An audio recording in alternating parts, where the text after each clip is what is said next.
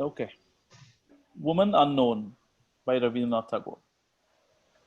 I am only 27 now.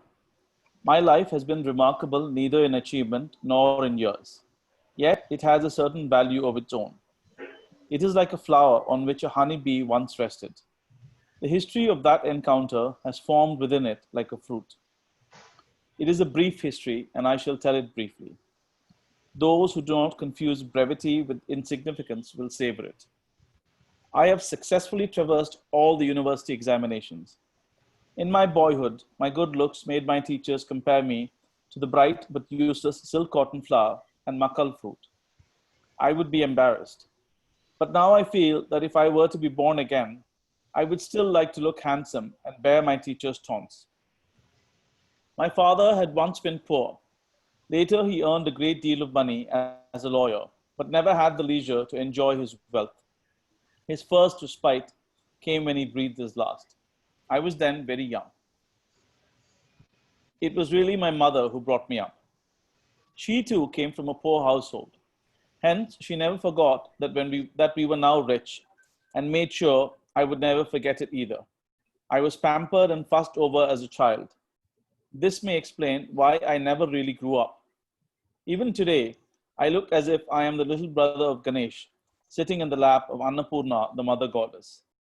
My guardian, however, was my mother's brother, barely 6 years older than me. He had absorbed all the cares of our family, rather like the sands of the underground river Falgu. You had to dig through him to extract even a fistful of water from our family resources. Thanks to him, I was spared all responsibility.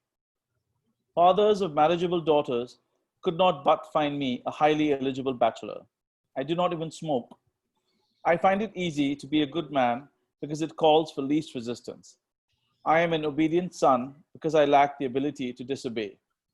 Any woman choosing her own husband would do well to remember that I have been trained to follow orders from the woman's quarters. Many rich families sought a marriage alliance with me, but my uncle, who was the chief agent on earth of my ruling deity, had certain fixed notions about marriage. He was against daughters of rich fathers. He wanted the bride to enter our house with her head bowed low in humility. Yet he had an ingrained love of money. He wanted, as my father in law, a man who had no money, yet would not fail to provide it. Someone who could be squeezed, but need not be respected. If, when he came to visit us, we offered him the ordinary hookah instead of the hubble bubble, he would not complain. My friend Harish works in Kanpur. He came home to Calcutta on holiday and stirred my mind. My dear fellow, he said, if you're talking of girls, I know a splendid one. I had already acquired my master's degree. A vast, arid expanse of idle time lay before me. No examinations, no job, no hunting for a job. I had neither the training nor the inclination to look after the family affairs. I had only my mother inside the house and my uncle for the world outside. On the horizon of this desert of waste time, the mirage of the eternal feminine loomed large for me. The sky bore her gaze, the breeze her breath, the murmur of leaves whispered her secrets. It was just at this point that Harish arrived and said, if you're talking of girls. My body and mind tremulously began to weave a tapestry of light and shade, like new buckle leaves at the breath of spring. Harish was a connoisseur. He could steep his descriptions with vital juice, and in any case, my mind was parched. Could you broach the subject to my uncle? I asked Harish. Harish was a sociable man. Everybody liked him. Even my uncle sought his company. The subject was duly broached. My uncle was more concerned with the girl's father than with the girl herself. He seemed to fit the bill admirably. At one time, Lakshmi had blessed their family coffers, filling them to the brim. They were nearly empty now, but there were still some dregs left. Since he could not keep up the old lifestyle at home, the father had moved westward to Kanpur and lived there like any poor householder. The daughter was his only child, so surely he would not hesitate to scrape the bottom of the family barrel for her sake. All this was excellent news. But my uncle turned grave on hearing that the girl was already 15. Was there some flaw in the family tree? No, none whatever. It was just that the father had not found a fit husband for his daughter. Eligible bachelors were expensive, and the father was adamant about his own demands. So he kept on waiting endlessly, but time did not wait for the girl. Thanks to Harish's eloquent persuasion, my uncle relented. The preliminaries went off smoothly. To my uncle, any place outside the Calcutta was as remote as the Andaman Islands. The farthest he had ever traveled was to nearby Konnagar on some work. Had he been the lawgiver Manu, crossing the Howrah Bridge would have been forbidden in his code. I would have liked to go to Kanpur to see the girl for myself, but I could not summon up the courage to suggest it. The person sent to Kanpur to bless the bride and confirm the engagement was none other than my elder cousin, Binu. I had full faith in his taste, skill, and judgment. He came back and told me, "Not bad at all, my boy, pure gold." Binu Dada was known for his understatements. Where we would say wonderful, he said, "It'll do." So I knew that in my case, there would be no conflict between the god of marriage and the god of love. Needless to say, the bride's party had to come to Calcutta for the wedding. Shambhunath Babu, the bride's father, must have trusted Harish implicitly because he saw me for the first time only 3 days before the wedding when he came to bless me formally. He was around 40 years of age. His whiskers were turning grey, but his hair was still black. A remarkably handsome man who would stand out in a crowd. It is to be hoped that he approved of me. It was difficult to tell because he was a man of few words. Even when he spoke, he did so without too much emphasis. My uncle, on the other hand, talked incessantly to prove to him that in wealth and rank, our family was inferior to none in the city. Shambhunath Babu took no part in this discussion, not even by way of a nod or a grunt. I would have been put off by his lack of response, but my uncle was not easily discouraged.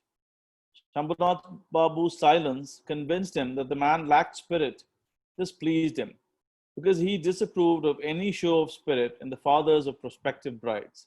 When Shambhunath Babu left, my uncle bid a curt goodbye from upstairs. He did not go down to see him to his carriage. The dowry had already been settled. My uncle prided himself on being extremely shrewd. He had left no loophole anywhere. Not only was the exact amount of cash stipulated, but the weight and quality of the gold was strictly specified. Not being involved in these transactions, I did not know the details. But I knew that these crude calculations were an important part of marriage, and the person in charge would not be cheated out of a pin. His shrewdness was a matter of pride in our family. It was taken for granted that he would win any battle of wits where our family interests were involved. Even if we did not need the money, or the other party could ill afford to pay, our family pride required us to win at any cost. The turmeric ceremony was held with inordinate pomp. One would have had to hire a clerk to keep tally of our men who went bearing gifts to the bride's house. My mother and uncle chuckled at the thought of the hard time the bride's people would have in tipping them. I arrived at the wedding place to the accompaniment of a brass band, flutes, amateur musicians, and all possible noisemakers, their barbaric cacophony trampling over Saraswati's lotus pool like a herd of mad elephants. Bedecked in gold braid with jewels, rings, and necklaces, I looked like a jewelry shop put up to auction. I was going to confront my future father-in-law with my price tag clearly displayed on my person. My uncle was upset as soon as he entered the house where the wedding was to take place. The courtyard was not large enough for the groom's party, and the arrangements were far from lavish. On top of it, Shambhunath Babu's welcome was rather cold. He was insufficiently effusive. Indeed, he hardly spoke. An immediate confrontation was avoided by a lawyer friend of his, a plump, dark, hoarse, bald-headed man with a shawl tied around his waist. He made up for the host's reserve by his exaggerated politeness, joining his hands, bowing his head, smiling ingratiatingly, and showering everybody with courtesies, from the groom's guardian to the lowly symbolist. Soon after I had sat down among the company, my uncle took Shambhunath Babu aside. I did not know what passed between them, but after a while, Shambhunath Babu came to me and said, "My son, will you please step this way?" This is what had happened. Some people, though not all, have a very clear object in life. My uncle's was the determination never to be deceived by anyone. He feared that the girl's father might cheat him over the bridal gold. Once the wedding was over, there would be no way of undoing this fraud. He had already seen evidence of Shambhunath Babu's miserliness in the house he had rented for the wedding, the gifts he had sent, and the tips given to our own gift bearers. My uncle felt he could not entrust such a man's word, so he had brought our family goldsmith with him. When I entered the room, I found my uncle sitting on a cot with the goldsmith on the floor beside him, ready with his scales and touchstone. Shambhunath Babu said to me, "Your uncle would like to check all the gold jewelry before the ceremony begins. How do you feel about it?" I lowered my gaze and remained silent. What can he have to say? Mine is the last word on the subject, my uncle intervened. Shambhunath Babu looked at me. Is that so? You will agree to whatever he says? You have no opinion in the matter? I shook my head to indicate that the matter was beyond my jurisdiction. He stood up and said, "In that case, please wait. I'll go and strip my daughter of all her ornaments." "Anupam has nothing to do here. Let him go back among the guests," my uncle suggested. "No, not there," insisted Shambhunath Babu. "He must stay here." He soon came back with a pile of jewelry bundled in a cloth and poured it out on the cot where my uncle was sitting. They were all heirlooms from his grandmother's time, heavy designs in solid gold, not the flimsy work one finds these days. The goldsmith picked one up and said, "There's no need to test them. There's no alloy here. One hardly sees such pure gold nowadays." He pressed a bangle with his fingers. It bent quite easily. My uncle made a list of the ornaments in his notebook, in case they were removed later on. On calculation, he found that the weight and value of the gold far exceeded his demand. There was a pair of earrings in the pile. Shambhunath handed them to the goldsmith and said, "Please test these." The goldsmith said, "This is cheap imported stuff. There's very little gold in it." Shambhunath Babu handed the earrings to my uncle and said, "You had better keep these." My uncle saw that they were the earrings given to the bride by our family at the blessing ceremony. He reddened. Not only had he been deprived the pleasure of catching out this indigent man trying to shortchange him, but he had been humiliated into the bargain. He gloomily ordered me, "Anupam, you may go and sit among the guests now." Shambhunath Babu stopped me. "No, there's no need. You must have your dinner first." "Dinner?" My uncle was surprised. "But the auspicious hour will be over." "Don't worry," said Shambhunath Babu. "Do come."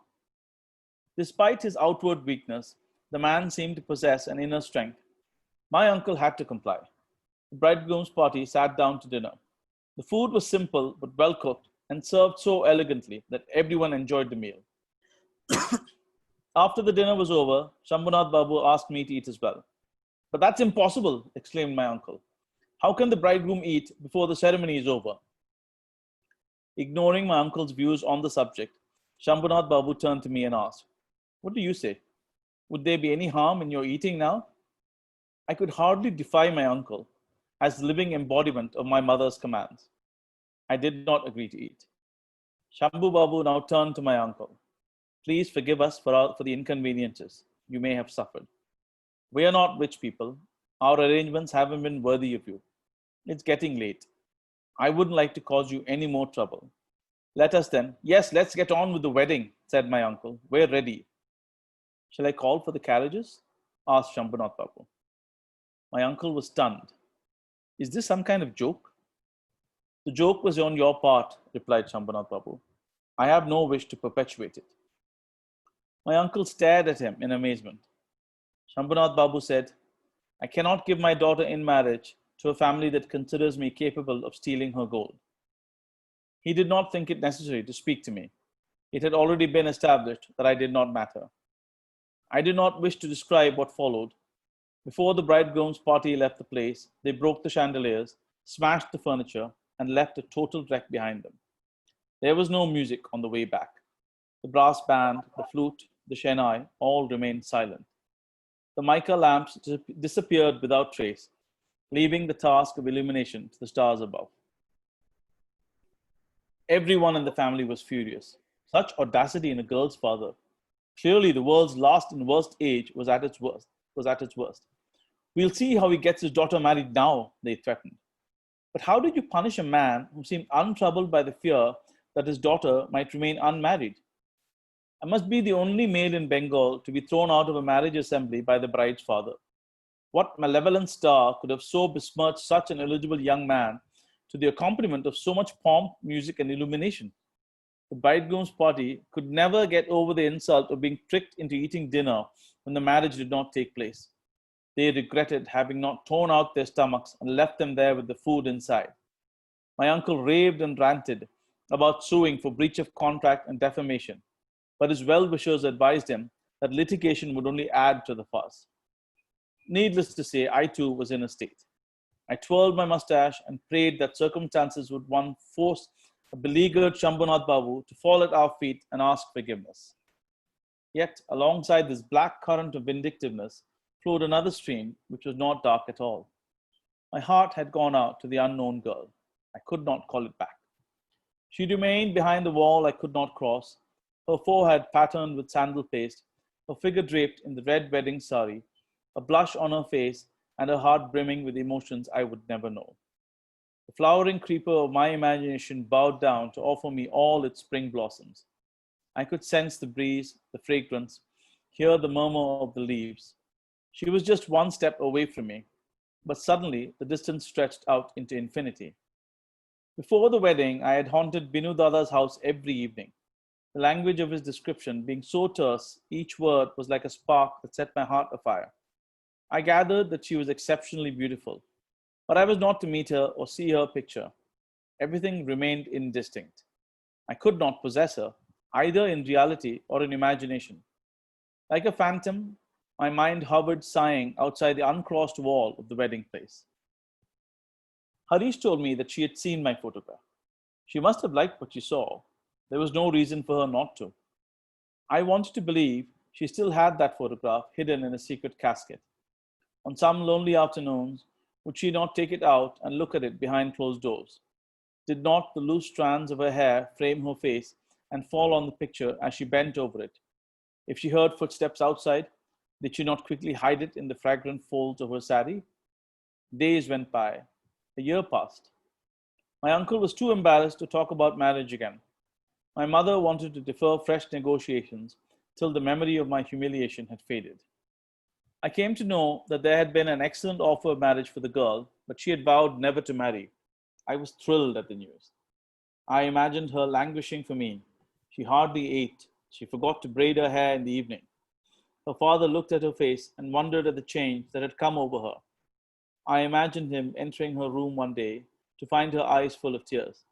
"Tell me, my little mother," he asked, "is anything the matter with you?" She quickly wipes the tears to assure him that nothing is wrong.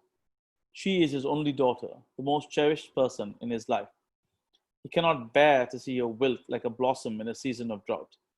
He swallows his pride and comes back to our doorstep. And then, the black tide flowing in my veins coils up like a black snake and hisses at me. Very well, let them arrange another wedding. Let there be lights and music. Let the whole world be invited. Then you can trample your bridegroom's headdress underfoot and stalk out of the assembly with all your crew. But the other stream, limpid as tears, assumes the shape of a swan to tell me, let me fly to her as I once did to Damayanti's flower garden. Let me go to that lonely one, bearing good news from her lover. And then the night of sorrows would be over. The first raindrops would fall and the wilted flower would look up again. This time, the rest of the world would stay outside the wall and only one person would enter. And then, well, that is how the story would end. But the story did not end that way. Let me quickly recount its course to the point where it becomes endless. I was escorting my mother on a pilgrimage. This task was given to me because my uncle had not yet brought himself to cross Howrah Bridge.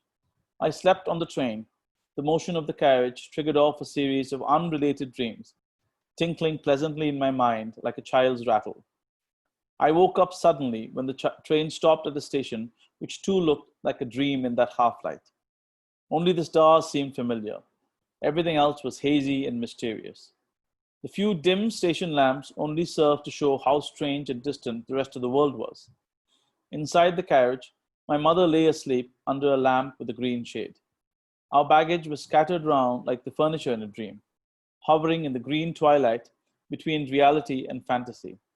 Suddenly, in this strange world, in the middle of the unearthly night, a voice spoke. Hurry up, there's room here, in this carriage. To my ears, it sounded like music.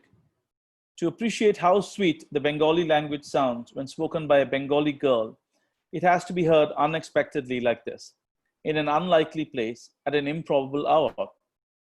But this was not just any female voice. It was the distinctive voice of a special person. My heart called out, I have not heard the like of this before. I have always been fascinated by the human voice. The appeal of physical beauty is undeniable, but to me, it is the voice that really images what is innermost and ineffable in a person. I quickly opened the window, but could see nothing. On the dark platform, the guard held up his one-eyed lantern. The train began to move, but I kept sitting at the window. I had no clear image before my eyes, but in my heart, I had the vision of another heart. Like the starlit night, she enveloped one, but remained beyond one's reach. O music of an unknown voice, to have found in a moment that place in my heart reserved for the ever familiar. You are perfection. You have blossomed like a flower on restless time's afflicted heart. Yet the wave of time flux have not dislodged a single petal or stained your immeasurable softness. The train moved on to the beat of an iron drum. My heart sang with a song whose refrain was, There's room here in this carriage. Is there, though? It is not easy to find room because we do not know one another. But that not knowing is like a mist, an illusion. Once it is dispelled, there is no end to knowing. Oh, my ambrosial music, have I not always known the heart of which you are form beyond form? There is room indeed. You asked me to hurry, and here I am. I have not lost a moment. I did not sleep well that night. At every station, I looked out of the window, afraid that the person I had not seen might get down before the night was over. Next morning, we had to change trains at a big junction station.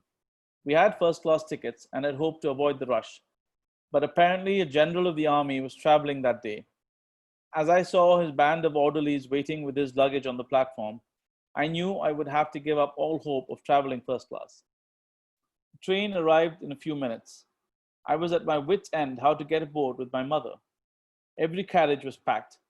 While I was peering into one crowded compartment after another, I heard a girl call out to my mother from a second-class carriage. Why don't you come here? There's a room. I was startled. It was the same wonderfully sweet voice and the same refrain. There's room. I lost no time in boarding the carriage with my mother. We were nearly leaving our luggage behind. I am one of the clumsiest persons in the world. It was the girl who hauled up our bedrolls from the hands of the porters on the platform as the train started to move. My camera was left behind, but I hardly cared. It is difficult to narrate the events that followed. The blissful picture in my mind is single and integral. Where shall I begin and where end? It seems pointless to string sentence after sentence. The music that had echoed in my mind all this time was before me in person. Even so, she was still a melody for me. I looked at my mother and saw that she could not take her eye off the girl. She must have been 16 or 17, but her newly awakened youth had not seemed to have burdened her either physically or mentally. Her movements were easy, her radiance undimmed, and the innocence of her beauty was incomparable. There was nothing awkward or inhibited about her. I find I am bad about details. I cannot even remember the color of her sari. I am only certain that there was nothing in her dress to overshadow her personality. She stood out from those around her, as the white tuberose on its stalk exceeds the branch on which it grows. There were 2 or 3 younger girls with her. They talked and laughed companionably without a break. I was pretending to read a book, but my ears were eagerly tuned to their conversation. Whatever I overheard was in the nature of playful childish exchanges. But it was remarkable that the difference in their ages did not seem to matter. She seemed to have become a child with these children, easily and happily. They were carrying some illustrated children's books with them. The girls insisted on her reading a particular story from one of them. They must have heard the story 20 times before, but I could see why they were still so eager. The magic of her voice turned every word into gold. Her gestures, her movements, all sparkled with the joy of life that imbued her body and soul. The girl seemed to listen more to her than to the story, letting the fountain of her vitality flow over their hearts. This glowing life brightened the sunshine for me that day. Nature and the enfolding sky seemed to me like extensions of this young woman's joyful and untarnished spirit. At the next station, she called to a hawker selling spiced chana and nonchalantly began munching it with the girls while they kept up their clamor. But my nature was fenced round. I could not smile at her and unself-consciously ask for a handful of the spiced gram. I could not confess to my gluttony by stretching out a hand. My mother was torn between fascination and disapproval. Here I was, a male of the species, sitting in the same compartment, but that did not seem to inhibit this girl at all. My mother felt particularly uneasy about her eating so avidly in my presence. Yet the girl did not appear brazen either. My mother put it down to a lack of proper training commensurate with her years. My mother found it hard to talk to strangers. She habitually held herself aloof. She was eager to make this girl's acquaintance, but found it hard to overcome her natural reserve. At this point, the train stopped at another junction station. Some Englishmen, probably part of the general's entourage, were trying to board the train. Every carriage was overcrowded. They kept eyeing ours over and over, making my mother freeze with fear. I was feeling a little worried myself. Just before the train was due to leave, a railway official came with two name tags and attached them to our berths. Two sahibs have already reserved these berths. You'll have to find room elsewhere, he told me. I stood up immediately, but the girl spoke up in Hindi. No, we're not moving from here. The man was adamant. You have to. When the girl still made no move, the official called the station master, who was an Englishman. The station master addressed me politely. I'm sorry, but even before he had finished, I was calling out for a porter to remove our luggage. The girl turned to me, her eyes blazing. No, you mustn't move. Just stay where you are. Then she went to the door and spoke to the station master in English. It's a lie. These berths are not reserved. He tore off the name tags and threw them on a platform. Meanwhile, an ununiformed Englishman arrived, followed by his orderly. He had earlier signaled the orderly to put his baggage inside. But when he saw the girl, heard her words, and watched her action, he quietly tapped the station master on the shoulder and took him aside. I do not know what words passed between them. The train was kept waiting and an extra bogie attached to it. The girl and her group started munching another round of chana, while I admired the landscape outside the window to hide my ignominy. The train reached Kanpur. The girl gathered their things together. They were getting off there. A Hindustani servant waited at the station, ran up to take charge of their luggage. My mother could not hold herself back any longer. What's your name, my daughter? She asked. Kalyani. My mother and I both gave a start. And your father? He's a doctor. His name is Shambhunath Sen. And they all got off the train. Epilogue. I went to Kanpur, defying my uncle's orders, ignoring my mother's commands. I met Kalyani and her father. I implored them with folded hands. I bowed my head before them. Shambhunath Babu melted, but Kalyani said, I'm not going to marry. Why? I asked her. My mother's command, she replied. Good heavens, I thought. Is there a maternal uncle as well? Then I realized she was talking of the motherland. After the fiasco of her marriage, she had dedicated herself to the education of girls. But I did not give up hope. That music had entered my heart and remained there forever. Like the melody of a flute from a world beyond mine, it called on me to leave my own world. The words heard in the darkness of the night, there's room here, have become my life's refrain. I was 23 then. I'm 27. Now I am 27. I have not given up hope yet, but I have given up my uncle. Since I am her only child, my mother has not been able to give me up. Do you think I have hopes of marrying her? None whatsoever. I live in the faith which an unknown melodious voice instilled in me on a dark night. There is room here. There is room for me. There must be. Where else could I go? The years pass, but I stay on. I meet her. I hear her voice. I make myself useful to her when I can. And my heart tells me I have found room. I have found a place for myself. Oh, my unknown woman, I have not got to know you fully. I never will. But I am fortunate. I have found room here. That's it.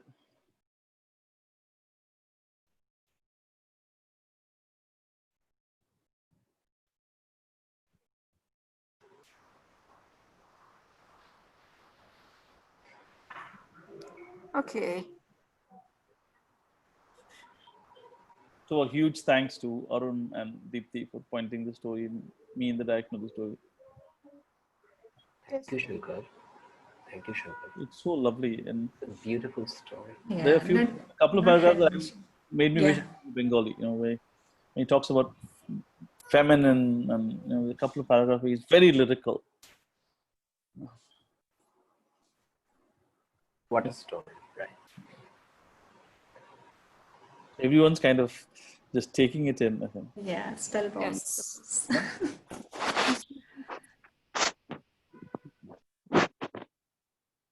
Arun, did you read it in Bengali, this story? I don't remember, Okay. but here now with me. Yeah, I have this book, and it says that the story was published in 1916, right? yeah, and it is published in Sabaj Patra. Shobhit Patra. Yeah. So what was it? Was it a weekly magazine? I don't know whether it is weekly or not, but it's a magazine. Yes. Monthly magazine or something. Sabaj Patra. It was a tradition during that time to have many magazines like that.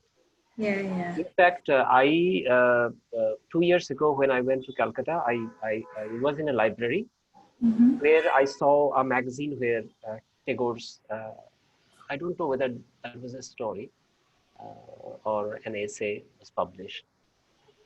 So during that time, that printing, that old printing, yes. Okay. Because I see many names in this book. What I have, the Anand Bazar Patrika. That I know. Anand Bazar Patrika I have heard. Is it Anand Bazar Patrika or Amrit Bazar Patrika? Anand Bazar Patrika, the laboratory. You remember the laboratory? Yes. Yeah, that has been published in Anand Bazar Patrika. Then we have Saki. That is also maybe magazine. I couldn't hear you. And they have written some stories like Hungry Stone. Yes, Hungry Stone. Yes, and then this Anandika Prabesh, Trespass actually. That is also published in Sadhana, and they have given the month also, July, August. Okay, so it's a monthly. So Arun, Tagore's English fame is mainly his poems and short stories, right? English fame, I have no idea. But he translated some of his short stories himself from Bengali to English, correct? Yes, probably. I will not venture and say I know that. But there is a huge possibility that had happened. This particular story was translated by Meenakshi Mukherjee. I think she works at Delhi University or something. Like she's a very famous Indian English critic, writer. So, very well. Go around the room, people's feelings on the story. You just what a great character that he's written in this guy. This spineless. No, not Kalyani. The guy. The male. The species of the male. Yeah, he's spineless. He's spineless. He's cowardly, and he toes that line perfectly to the end, except for the end part. Like his actions are what you'd expect spineless guy to do. Like he just listens to everyone, yes, manning everyone, nodding, and whenever someone says that he'll do that, he will not defy authority. He's like I love that line. Perfectly written. I love that line where the girl's father doesn't even consider him. He says it had been very clear that my opinion was. He asked him 2 times, right? He asked him a couple of times, right? He didn't say anything, so he has written himself out of the negotiations. He's refused to give himself a voice. But it's very, I don't know. Can I ask? Ahead of its time for its time. Then, right? Yeah, sorry. Yeah, I just want to know, maybe my hearing is poor. Arun, are we going to hear few lines in Bengali or not? Yes, but before that, every one of us are going to, kind of say what we think after about the story, and then about the story. Then after that, we have time. Understood. My hearing is poor. Don't worry about it, please. I think it's a beautifully written story. I love the parts where, especially the beginning, where he compares his life. You know, it's like a flower on which a honeybee once rested. Yeah, that's a great line. Like My God, that. that's a Yeah, it's just beautiful. It is absolutely amazing. very poetic. Talented writer. Mm-hmm. So, Ruchita, are you saying something? Sorry? No. Ruchita was saying. Yeah. Rekha, you have something to say? No, I am still trying to, sorry, I'm still trying to, still processing it. Yes. Hey, can I say something? Yeah, please. I would like to go as far as saying that this is totally unlike any fictional writing I have read in English language. It reminds me of ancient, more older Indian writings in literature. Well, you have to remember it wasn't written in English. It's been translated to English. So you have to allow for that. So it's No, that's why I'm impressed. I'm saying it very positively that it's unlike anything I have read in English literature, in the sense that it actually has some undertones or overtones of older Indian literature.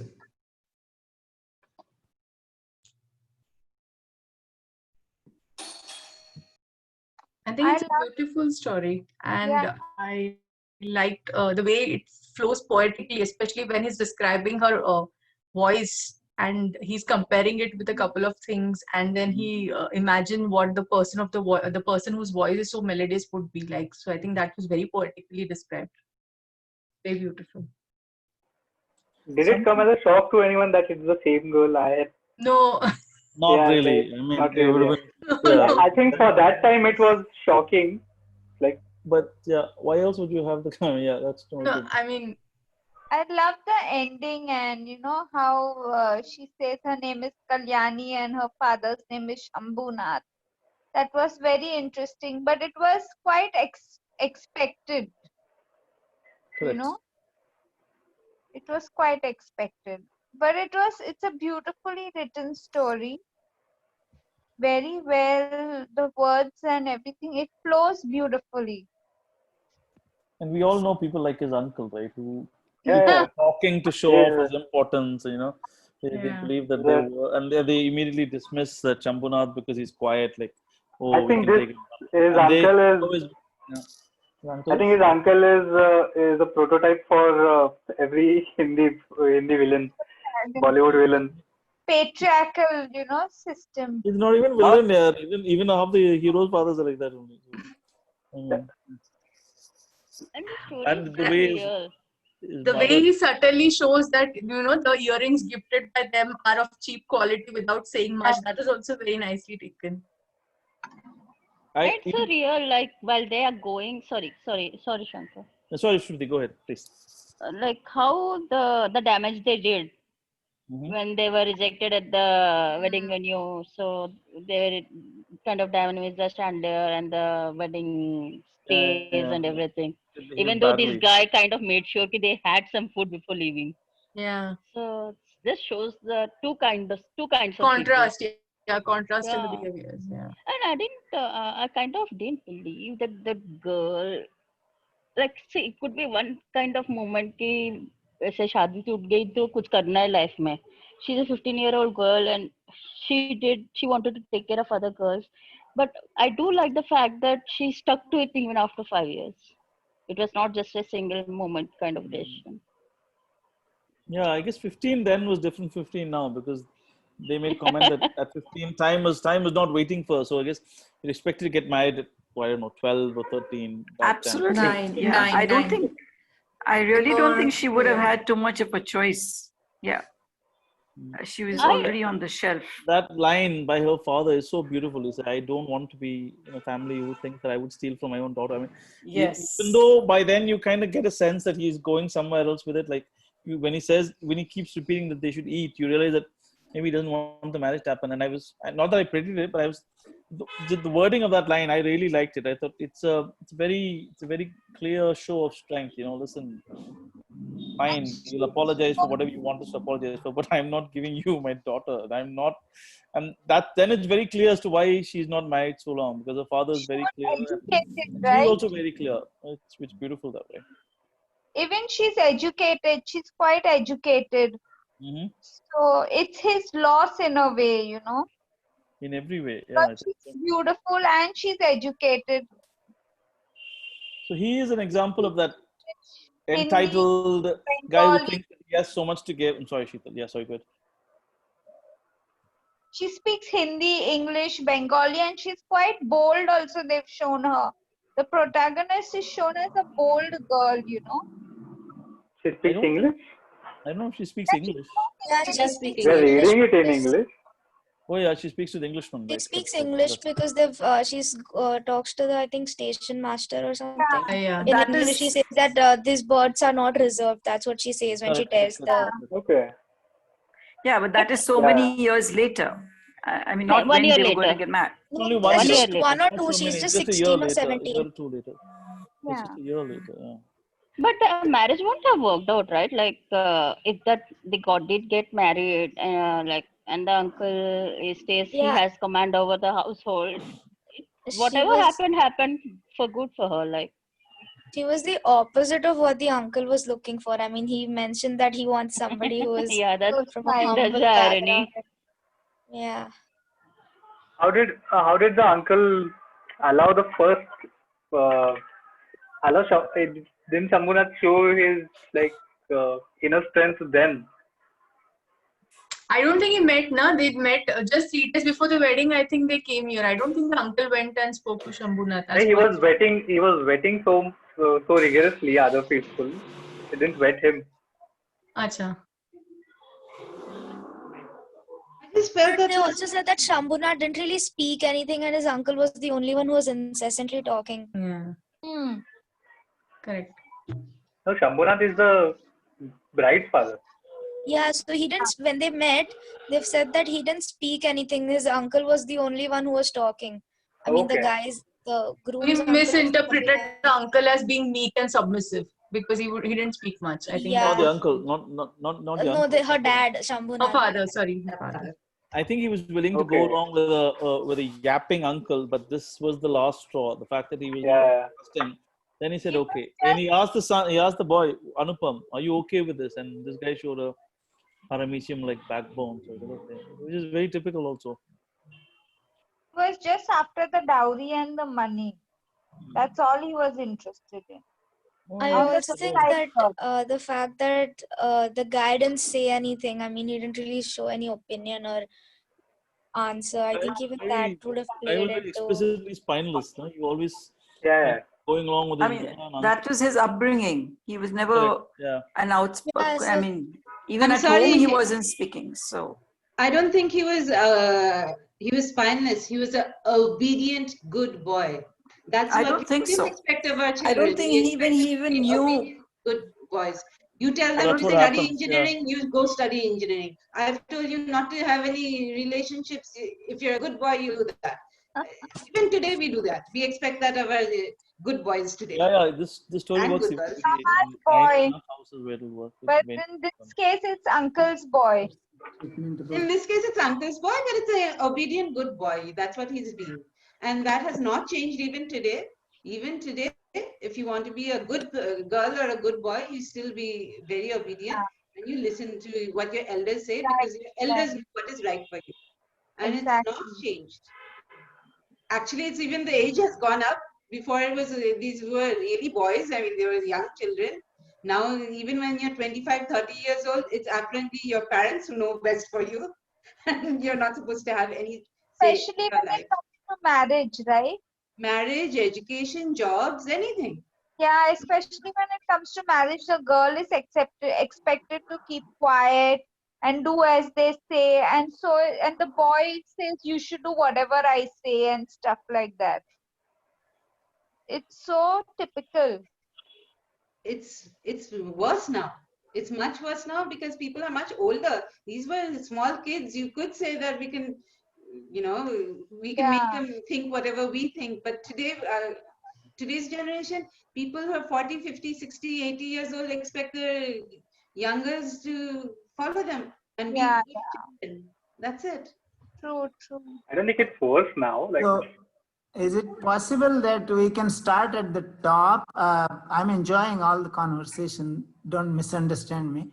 Can we start at the top as to what is the entire story about from the Tagore's mind, from writer's mind in nutshell, and then go down to the details? And can may I also request if your bandwidth allows, please show your faces if possible. Switch on the cameras. 1 minute. Thank you. Arun, I'm going to pull off an Arun today, and I'm going to keep my camera off because my bandwidth is very low. Okay. But Arun, can I say it's more bandwidth for us, so don't push it. Okay. Because we are having a conversation, right? So if we get to see each other, it would be nice. Yeah, I know. But if everybody turns their video on, you will have bandwidth problems. Okay. So was Tagore known? Sorry, yes. So that won't be an issue. Please turn on your videos. Sharori, Pallavi, Anita, Ekta's I think bandwidth is low. Pradnya. Whoever wants to hear, I think. While we're waiting, any suggestions about the overarching theme? Sharpari, after a long time. Long time. Yes. Very glad to see you. Long time. Yeah, it's really nice to be here. Come again and again. The power of Bengali yes. literature. Arun? Yes, let's, yeah. I was wondering if it's the same Sharori. I'm like, Power of Tagore. Okay, so let's talk about the story and our opinions on it. Tagore was a big believer in women's rights and kind of. I'm asking. I don't know. Arun, maybe you can talk us about it. Yeah, he was. All his women characters are very strong. So males don't have any place or importance in his stories. Yeah, he has strong female characters in the stories, at least Very the ones which strong, I've read. Yeah, very strong female characters. Ones, yeah. I mean, So there was emotionally strong. Yeah. Yes, yeah. There was something interesting happening during that time in Bengal, right? First, Rammohn Roy came, and he said that this burning of Sati is not a good thing. He had to face a lot of trouble, but anyway, the law got passed that burning is illegal. Then came Vidyasagar, and Vidyasagar made made this law that widows will be able to remarry. That was again a very, very great obstacle to cross. He was threatened with again and again. There was a threat on his life. And then Bankim Chandra was there, who started. Of course, Vidyasagar formalized Bengali, this language, and Bankim Chandra did really created a kind of a body of literature which nobody thought was possible in this language. So this is this culture which is there, and now from 1800, 1900 is starting. Suddenly, some people in Bengal, maybe few, they actually rose up to this occasion.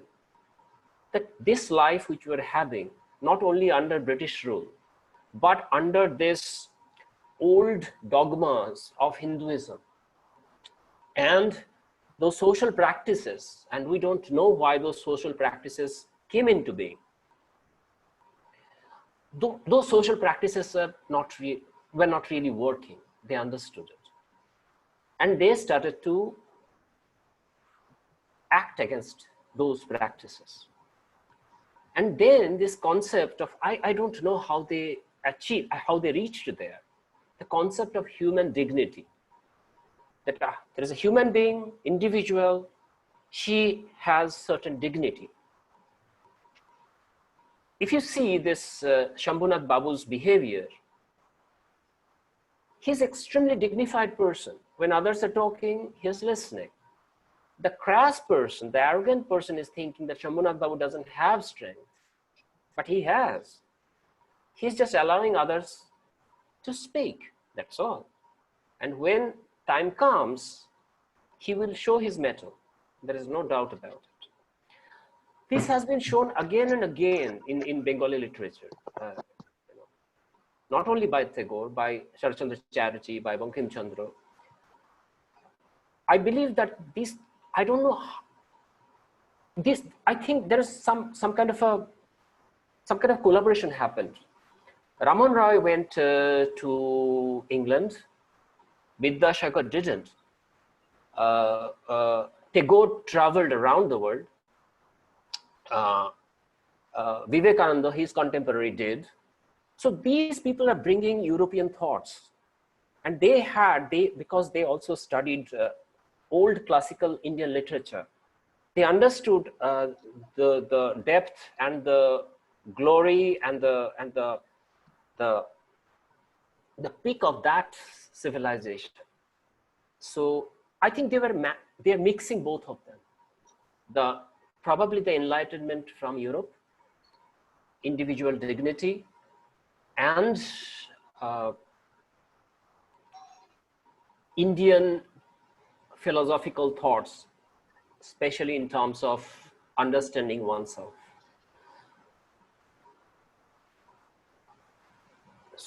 Does it answer the question?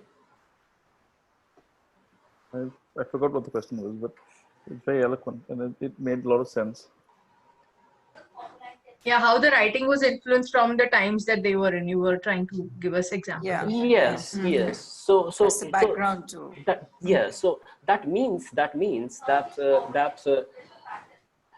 they were asking this question because she's a woman, and the tradition is like, nowadays how we approach, with our feminist approach, we say that, oh, women must have this, must do this. There's no problem at all. We start with the first statement. We say, this should be done. We don't ask anymore. And we say, this is it. We will not question it. We will not ask anything. This is to be done. They were asking oppositely. Of course, they're men, right? They were men. So they were asking this question, okay, I'm a human being. She's a human being. I have these feelings. She has these feelings. I have also seen her showing a lot of courage and a lot of capabilities. Then why she doesn't have that social position? Why she does? And if she had, what's the harm? They're asking this way, and they cannot find any. They were rather thinking that if women are in power, in position, we are not being harmed, rather we are being better. So from there they're starting. I don't know. It's not a question of we being better. It's the question of it's the right thing to do, right? Man, just because how do we decide, Shankar? Imagine this. Ask this is to give equal rights. So I think that's what they want. If you go ahead, the way we understand equal rights now, the way they were understanding equal rights then are very different. I know they understood there is a I mean, at least as far as my reading goes, they understood they are different. Men, women are different.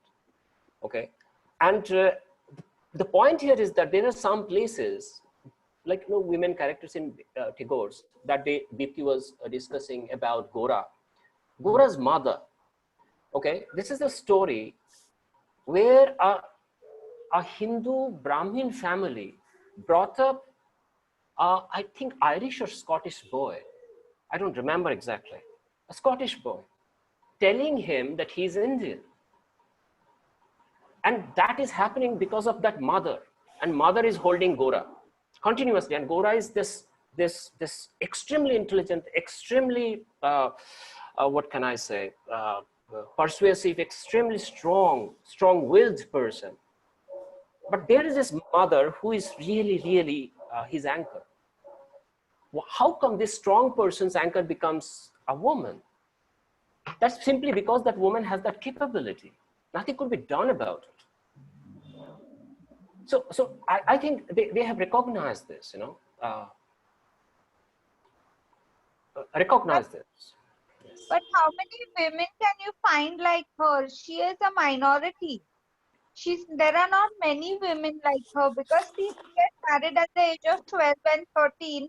She is still not married at the age of 15, and he asks, is there something wrong with her? So very few educated women and who are educated until that age not married are there.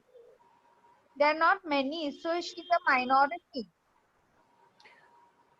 So you know why? That's why when you were saying that, look, she's educated, and I was almost about to, kind of, interrupt you maybe, and I didn't. I was saying that this is not about education at all. This is about inner dignity. I mean, it could have happened without education, because you see, the bridegroom is educated. Correct. It's not about education at all. You're right. The fact that it's about the upbringing. And that he shows the difference in their mindsets very clearly when she's sitting there eating that chana, and his mother and him are shocked that with a man in the cubicle, she's eating chana, and she doesn't think anything about it. And then he also has a line which said, but she doesn't seem disrespectful. And it turns out that when the situation arises, she is the one who's able to stand up, not stand up too, but she's able to stand up and, get something done. Where this guy is, the moment the station master said, please, he was already calling the porter. He's like running away. There's a saying in Tamil. He's like, he's so wary of any sort of confrontation that he's not about whether he has a right to be there and things like that. It's completely opposite. Yeah. It is. Education is not part of the discussion there. The fact that she's educated is good, but it's not part of it. Go on. Yeah, sorry. Rekha, even I would like to say that even it is more than upbringing. Yes, upbringing began it. Yeah. Look at the father. Father is agreeing at the end when the protagonist goes there, or maybe the bridegroom goes there with folded hands. Father agrees. Daughter doesn't. At this young age, she says that I'm going to live my life for my motherland. This is extraordinary. Yes. I mean, that means that progress is happening within her. Yes. Of course, she started with. Arun, is it extraordinary for those times? I mean, aren't we looking at the time when there was resistance to the British? So yes, really, so that is all the background. That's the background. When Tagore was one of the ones who was giving people the. I mean, it's supposedly. I haven't read his works, but that is the background, that his works were there. And that's how he was bringing the idea to the masses who would read his work, who would listen to his poetry. The idea of that initial rebellion, that don't just accept this kind of a rule. We deserve better. We all deserve better. We all need that dignity in our lives. Each life deserves that dignity. That is what Tagore stood for. So did Tagore join? I mean, we grew up hearing that that's what he stood for, without reading his work, but that's what he stood for. Dignity of life, the respect for each person's life. So, I mean, I guess he's, by writing about girl having that kind of a mindset, is where he's showing the people who would have read this that many years ago that, yes, you women who are reading this, please understand that you can have ideals, you can be idealistic. And it doesn't necessarily mean that you're rebelling against your family or against it, but you can. I think that is I think he's put it so beautifully. Maybe that courage comes from the fact that she's educated, right? No, but education for women was not really, what would I say? They were all educated, but they were educated till their early teens. That's it.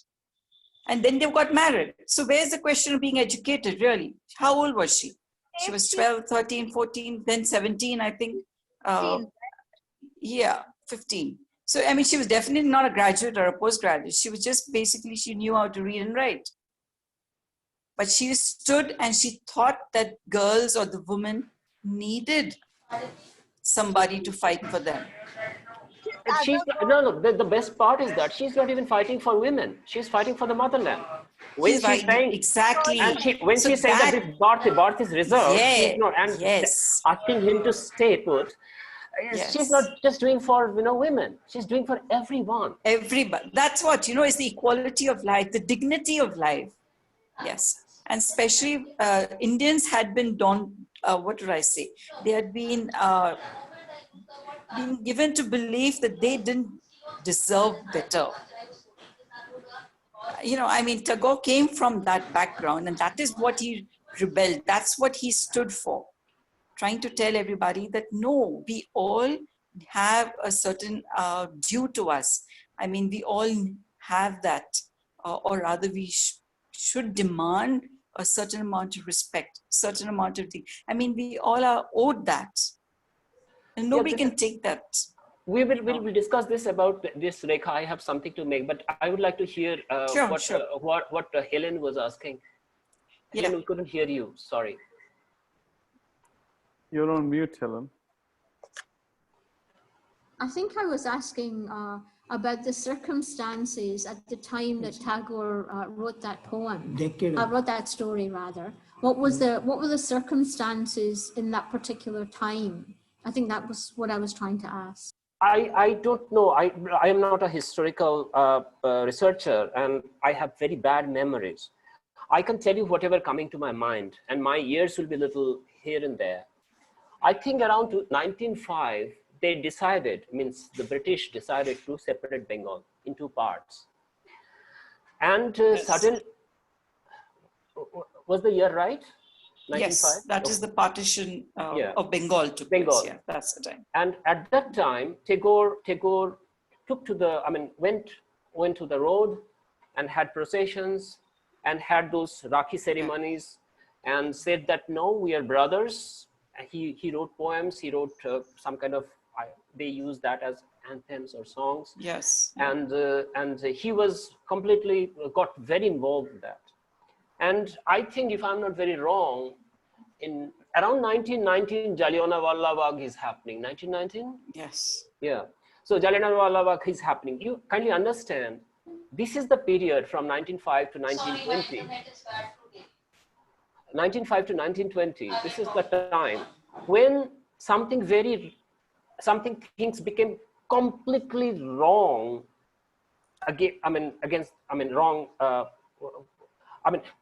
Everything went wrong against the British.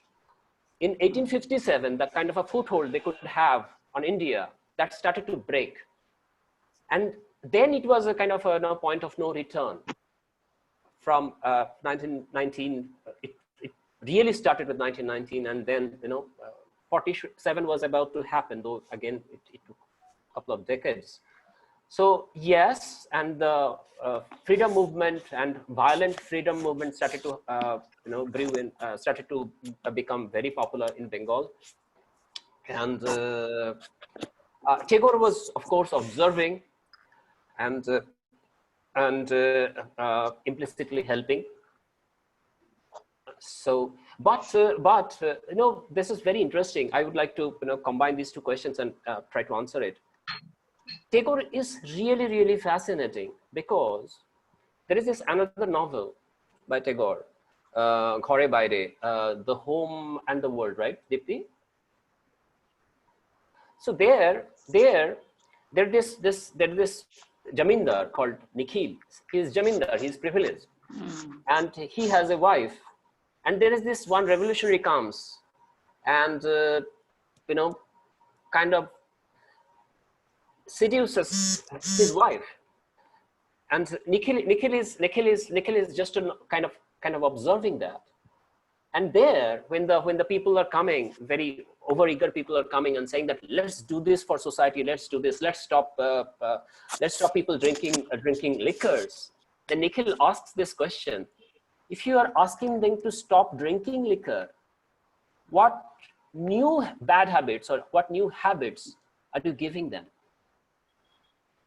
These are extraordinary things, because we live in this black and white, good and bad and proper and improper. He's so much nuanced. He knows that a poor person who gets some kind of happiness by drinking a cheap liquor, at the end of the day, if you just go and make him not to drink, he might not drink out of fear, but he's going to feel very empty. What is going to happen then? Very nuanced. He has asked these questions, that if a woman gets attracted to another man, and if that woman is my wife, what am I to do? These are fascinating, honest questions. And he was doing without any show off. Very simply, in the garb of this fiction.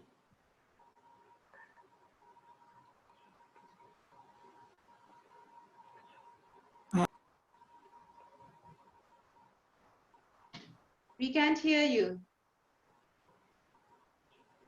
Arun, can you mention the name of the novel again? What novel? So, Dipti, what is the English? Yeah, Home and the World. Yeah, that's what I'm looking. It's yeah, Home and the World. Yeah. That's what you're talking about, Arun? Yes. Yeah. Gare Baire. Gare Baire, yes. Gare Baire. Yeah. And Arun, have you read the What's the English translation name? Yes, Kinjal has already posted the name. The Home and the World. Home and the World, yeah. Arun, have you read Sheshe Kavita Farewell Song? Yes, I have. It's a very difficult work. It is so Tagore, now the point here is that I don't know whether you know it or not. When Tagore was beginning his literary career, he was ridiculed quite a bit, because he was starting another literary tradition. Yeah. So many said that Tagore's songs and poems. Now I'm commenting from memory, okay? I could be a little wrong, so please forgive me if I'm wrong. Many commented that his songs, his writings are little feeble, little womanly, because equating feebleness and womanly behavior together. And there were other his contemporaries like Dijendralal Rai and other. They were writing in much more stronger voices. So when Rekha, you say that he was rebelling, I don't know if we go ask Tagore, are you rebelling? Tagore probably will say, no, I'm not, because he's of not that temperament, But he has observed so much, and in so much of detail. He doesn't require that, because you see, if we are running a movement or trying to be a rebel or trying to have a kind of a violent or a non-violent movement, we have to be much more restricted, right? We have to have some kind of a message and we have to go with it. Tagore cannot do that. He's observing everything, all the nuances. For him to become just head of a movement is extremely difficult. But I remember that he brought Japanese. I don't know whether that's a jujutsu or something. Again, I'm commenting from memory. I have not prepared for this session. I'm just I thought Shankar will do the actually brought jujutsu teacher to Shantiniketan so that the women will learn jujutsu and probably even how to wield bamboo sticks too. It is actually self-defense for the women. Yes. This also the background is when post the partition, then there was a lot of that's the time when there was a lot of Bengal, both the Bengals and all that area had a lot of uprisings. I think it was. I forget which wars were being fought, or what was the conflict, but they were very, very badly off at that time. Did you say post-partition? Bengal partition. Okay. The partition in Bengal, yeah. It was very turbulent, right? Yeah, very turbulent and very unsafe. Very, yeah. So, I mean.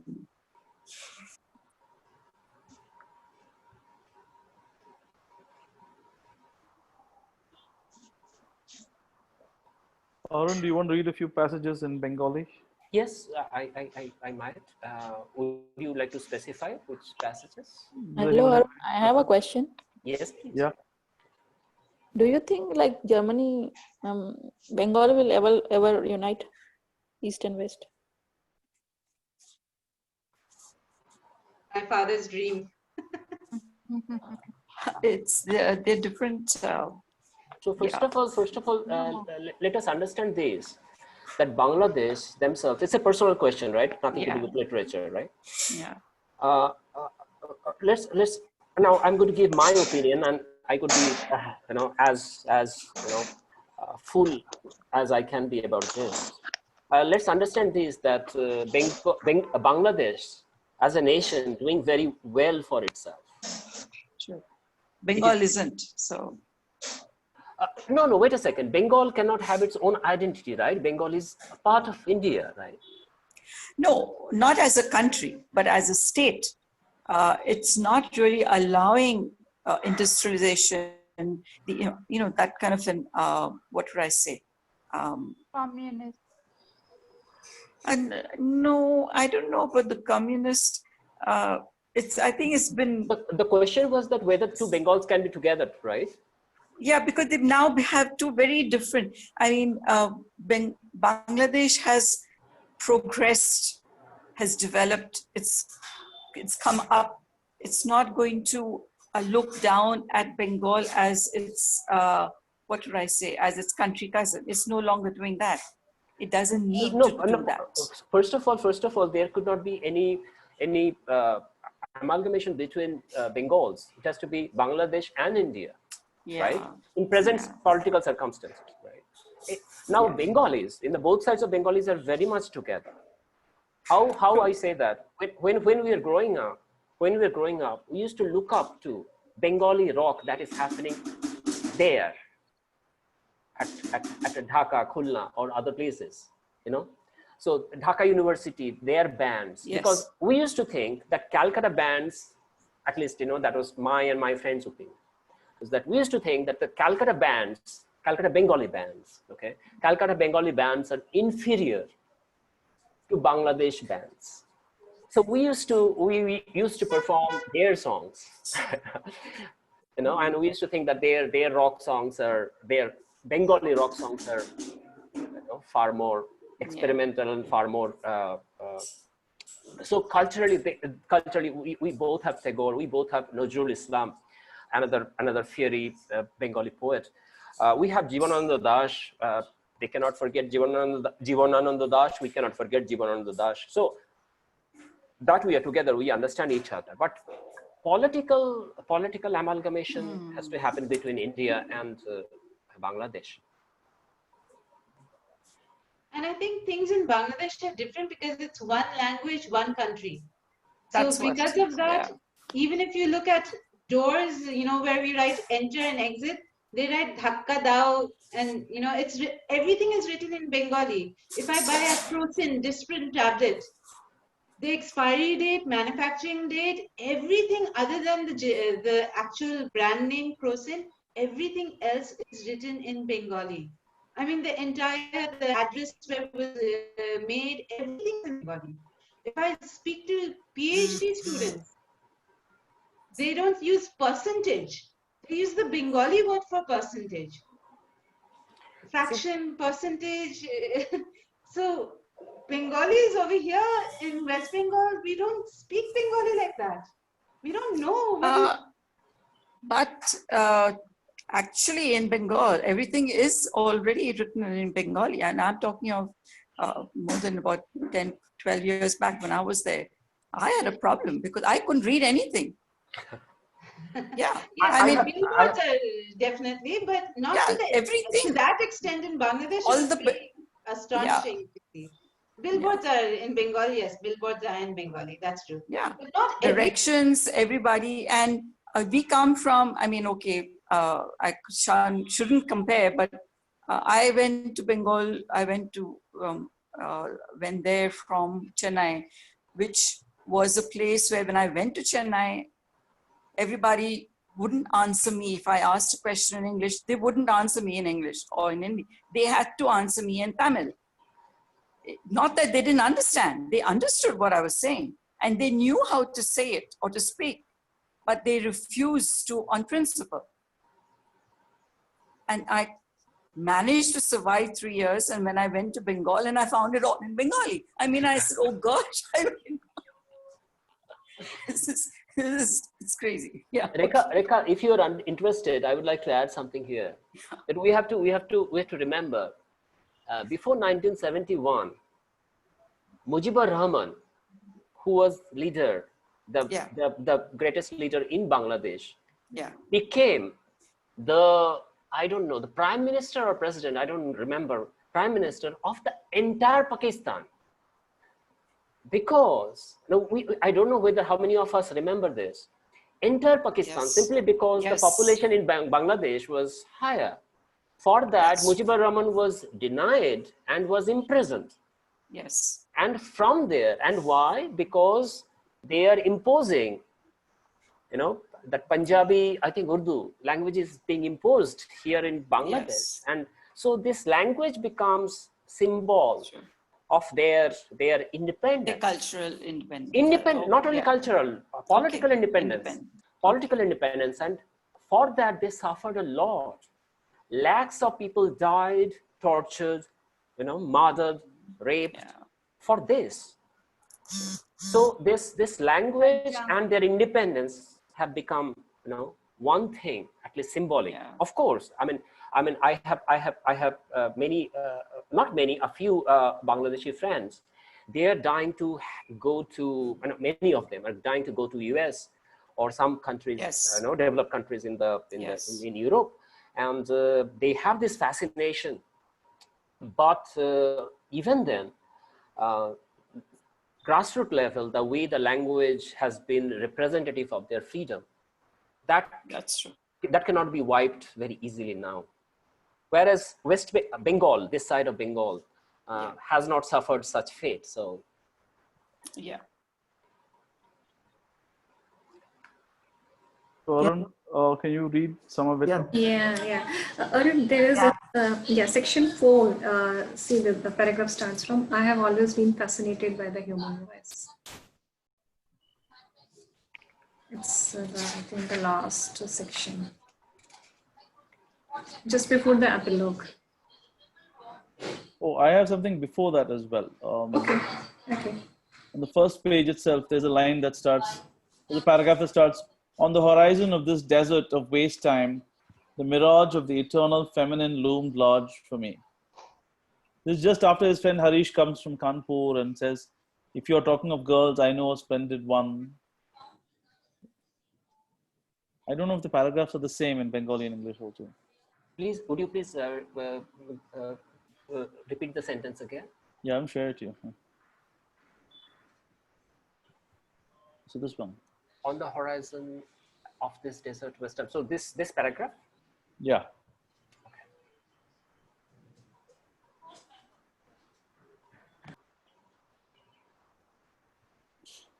I will just read from Harish, okay? Okay.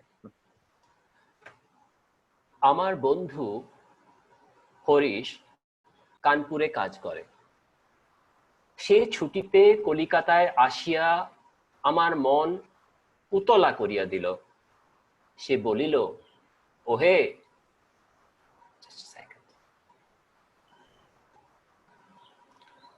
সে বলিল, ওহে, মেয়ে যদি বলো, একটি খাসা মেয়ে আছে। কিছুদিন পূর্বেই এমএ পাশ করিয়াছি। সামনে যতদূর পর্যন্ত দৃষ্টি চলে, ছুটি ধুধু করিতেছে। পরীক্ষা নাই, উমেদারি নাই, চাকরি নাই, নিজের বিষয় দেখিবার চিন্তাও নাই, শিক্ষাও নাই, ইচ্ছাও নাই। থাকিবার মধ্যে ভিতরে আছেন মা এবং বাহিরে আছেন মামা। Now your sentence starts. Yes. এই অবকাশের মরুভূমির মধ্যে আমার হৃদয় তখন বিশ্বব্যাপী নারী রূপের মরীচিকা দেখিতেছিল। আকাশে তাহার দৃষ্টি, বাতাসে তাহার নিঃশ্বাস, তরু মর্মরে তাহার গোপন কথা। Is it okay? Or yeah, can you read it down to the? My mind was parsed until then. Yeah. Okay. Sorry. এমন সময়ে হরিশ আসিয়া বলিল, মেয়ে যদি বলো তবে আমার শরীর মন বসন্ত বাতাসে বকু।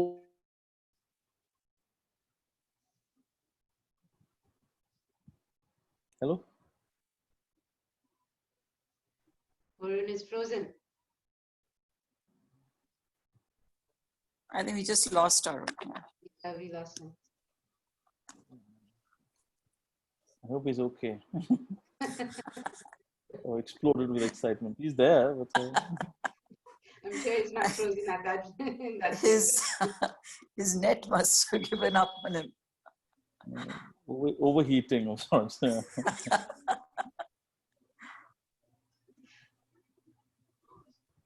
I'm sorry. You don't have a session with him reading that Bengali story. It was close. Yeah, man, so nice. So can you just read the tapestry of light like new buckle leaves? Just a second. Yeah, please. No problem. So,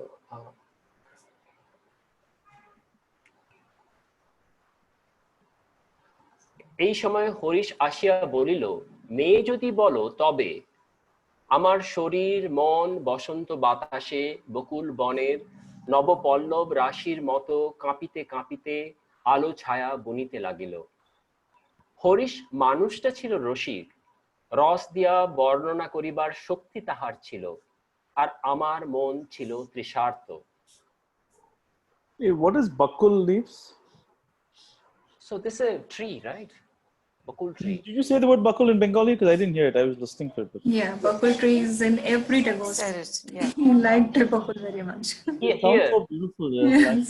আমার শরীর মন means my body and mind বসন্ত বাতাসে in the air is bad word, air of spring বকুল বনের Bukul, okay. Yeah, got it. New Bukul. All right. Deepti, you wanted something else? Fine. I wanted.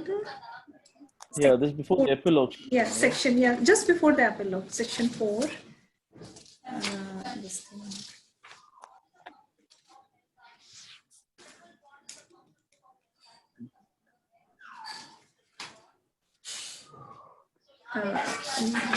Yeah, I have always been fascinated by the human voice. Okay, one second.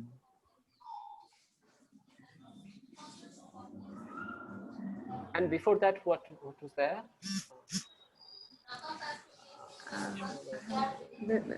This is section 4. Yeah, it's here. It's in the. Yes, this one. Just yeah, it's the beginning of section 4. Yeah. Beginning of section 4. I have always been fascinated by this one. Yes.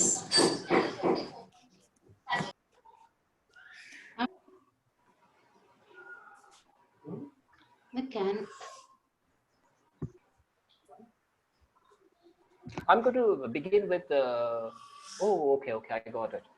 Okay, let me read it, okay, from the beginning, okay, for section 4, okay? Okay, sure. Nice. Thank you. কিন্তু কথা এমন করিয়া ফুরাইল না, যেখানে আসিয়া তাহা অফুরান হইয়াছে সেখানকার বিবরণ একটুখানি বলিয়া আমার এ লেখা শেষ করিয়া দিই। মাকে লইয়া তীর্থে চলিয়াছিলাম, আমার উপরেই ভার ছিল, কারণ মামা এবারেও হাবড়ার পুল পার হন নাই। রেলগাড়িতে ঘুমাইতেছিলাম, ঝাঁকানি খাইতে খাইতে মাথার মধ্যে নানা প্রকার এলোমেলো স্বপ্নের ঝুমঝুমি বাজিতেছিল। হঠাৎ একটা কোন স্টেশনে জাগিয়া উঠিলাম, আলোতে অন্ধকারে মেশা সেও এক স্বপ্ন, কেবল আকাশের তারাগুলি চিরপরিচিত, আর সবই অজানা অস্পষ্ট। স্টেশনের দ্বীপ কয়টা খাড়া হইয়া দাঁড়াইয়া আলো ধরিয়া এই পৃথিবীটা যে কত অচেনা এবং যাহা চারিদিকে তাহা যে কতই বহু দূরে তাহাই দেখাইয়া দিতেছে। গাড়ির মধ্যে মা ঘুমাইতেছেন, আলোর নিচে সবুজ পর্দা টানা, তরঙ্গ বাক্স জিনিসপত্র সমস্তই কে কার ঘাড়ে এলোমেলো হইয়া রহিয়াছে, তাহারা যেন স্বপ্ন লোকের উলট পালট আসবাব, সবুজ প্রদোষের মিটমিটে আলোতে থাকা এবং না থাকার মাঝখানে কেমন একরকম হইয়া পড়িয়া আছে। এমন সময় সেই অদ্ভুত পৃথিবীর অদ্ভুত রাত্রে কে বলিয়া উঠিল, শিগগির চলে আয়, এই গাড়িতে জায়গা আছে। মনে হইল যেন গান শুনিলাম। বাঙালি মেয়ের গলায় বাংলা কথা যে কি মধুর, তাহা এমনি করিয়া অসময়ে অজায়গায় আচমকা শুনিলে তবে সম্পূর্ণ বুঝিতে পারা যায়। কিন্তু এই গলাটিকে কেবলমাত্র মেয়ের গলা বলিয়া একটা শ্রেণীভুক্ত করিয়া দেওয়া চলে না। এ কেবল একটি মানুষের গলা, শুনিলেই মন বলিয়া ওঠে, এমন তো আর শুনি নাই।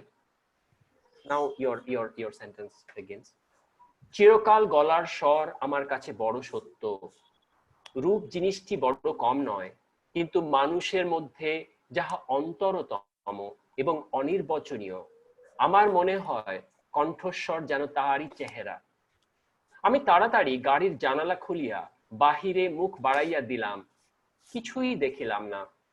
প্ল্যাটফর্মের অন্ধকারে দাঁড়াইয়া গার্ড তাহার এক চক্ষু লণ্ঠন নাড়িয়া দিল, গাড়ি চলিল। আমি জানালার কাছে বসিয়া রহিলাম। আমার চোখের সামনে কোনো মূর্তি ছিল না, কিন্তু হৃদয়ের মধ্যে আমি একটি হৃদয়ের রূপ দেখিতে লাগিলাম। সে যেন এই তারাময়ী রাত্রির মতো আবৃত করিয়া ধরে, কিন্তু তাহাকে ধরিতে পারা যায় না। ওগো সুর, অচেনা কণ্ঠের সুর, এক নিমেষে তুমি যে আমার চির পরিচয়ের আসনটির উপরে আসিয়া বসিয়াছ। কি আশ্চর্য পরিপূর্ণ তুমি! চঞ্চল কালের ক্ষুব্ধ হৃদয়ের উপরে ফুলটির মতো ফুটিয়াছ, অথচ তার ঢেউ লাগিয়া একটি পাপড়িও টলে নাই। অপরিমেয় কোমলতায় এতটুকু দাগ পড়ে নাই। Lovely.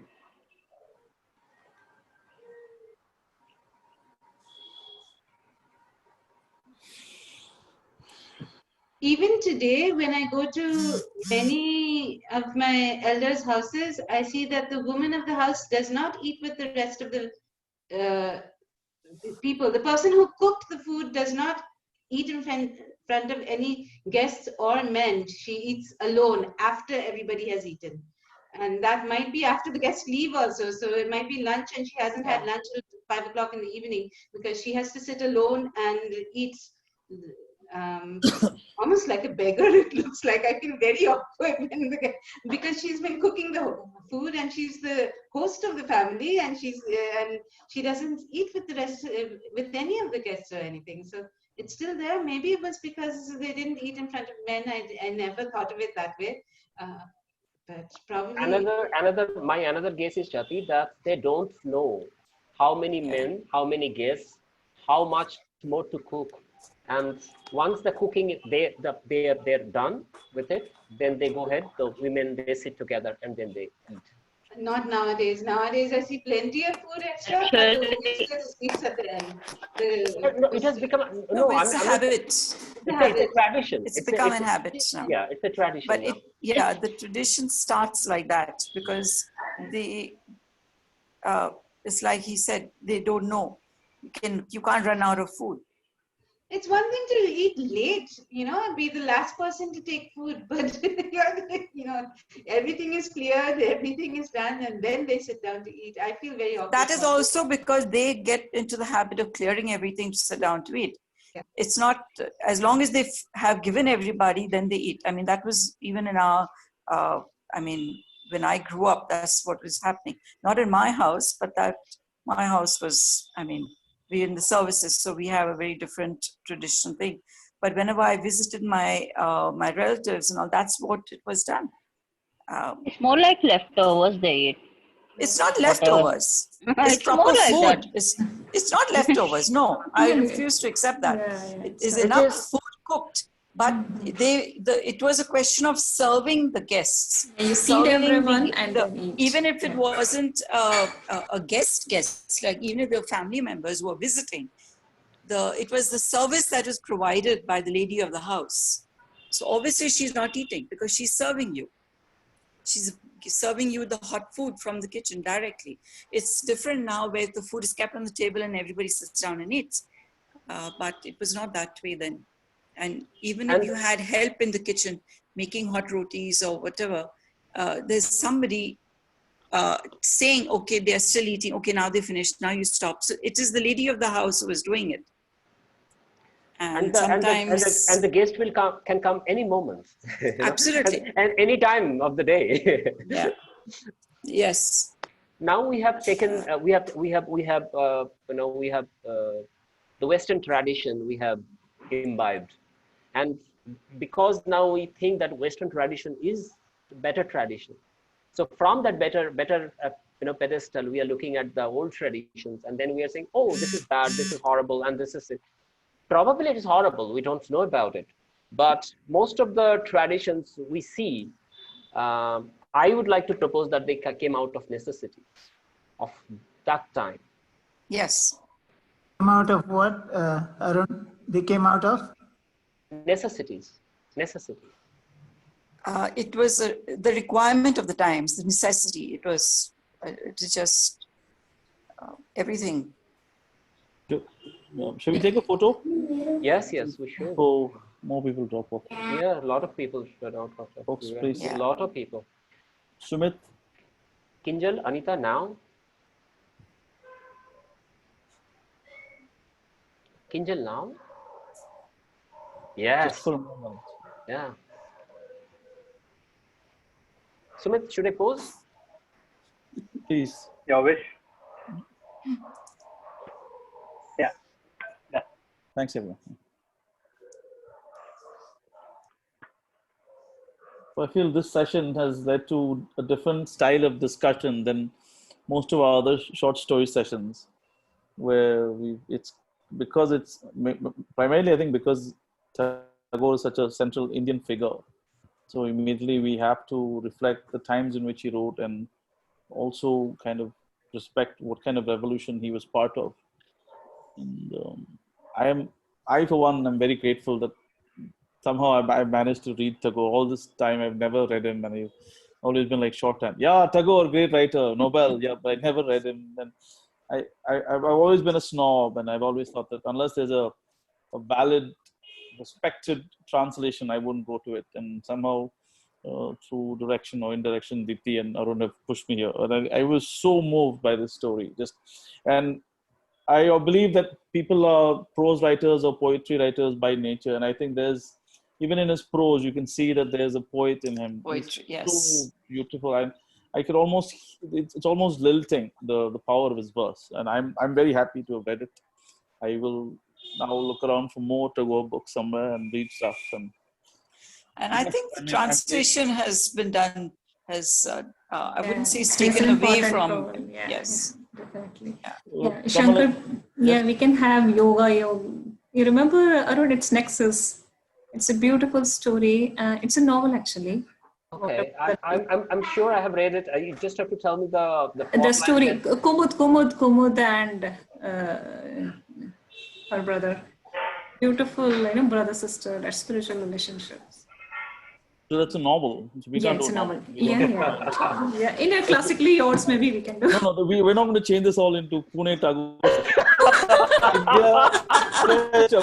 One story or a couple of stories, and then open the doors for other people to read. Yes, I agree. I can't appropriate it completely and then ask us to start speaking in Bengali, and stuff.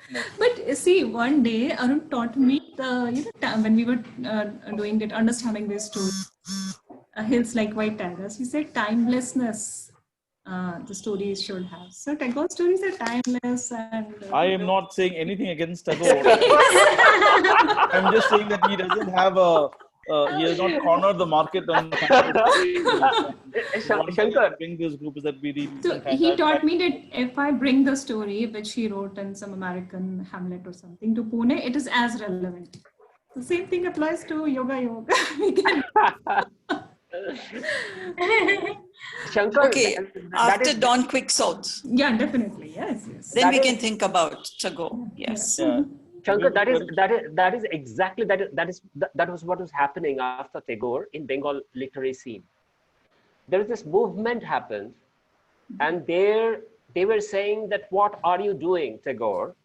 You are standing like a colossus and stopping any other conversation, because he was deified, right, in Bengal. Yes. And so this young generation of poets and writers, I think Hungryalists or something they were called, and they were refusing Tagore's lyrical structure. So you kind of have to rebel against it. Yes. So you are not alone. Such a big shadow, then it becomes difficult in of itself. You know, the word that has been, I remember the word is Path Rodh Kore Daraiya Achen Rabindranath Tagore, or something like that. That he is blocking Tagore is blocking our path. Well, that's just an excuse for them, but I know what you mean. It was yes. So next month it'll be non-Tagore, just another Tagore. See, he was called Vishnu Kavi, right? Yeah, Arun.